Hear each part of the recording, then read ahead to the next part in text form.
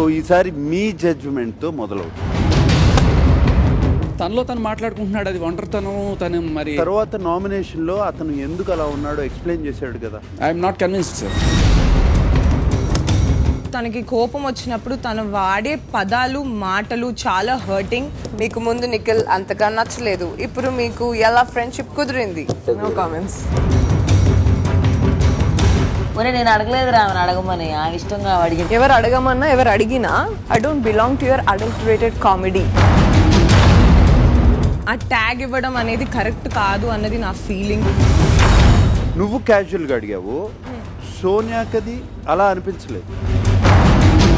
మీ మీద ఎలాంటి adulterate jokes వేయలేదు. మీరిద్దరు ఇలా ఏమైనా చేసుకుంటున్నారు, మీ ఇద్దరు ఏమైనా నడుస్తుంది అని. Please stop it. ఆమె ఒక్కటే అరిస్తే ఎవరు అరవరు అనుకుంటుంది. ఆమెది ఒక పర్సనాలిటీ.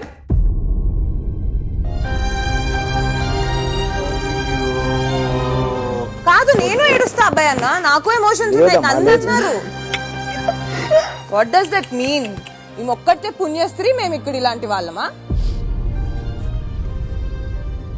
నువ్వు బయటికి వెళ్ళి మళ్ళీ ఎందుకు గుచ్చావు? నేను బాధపడ్డాను సార్, నేను ఏడవనంత మాత్రాన. బాధపడితే గుచ్చుతావా ఆ అమ్మాయిని? You are a lady also, no you understand.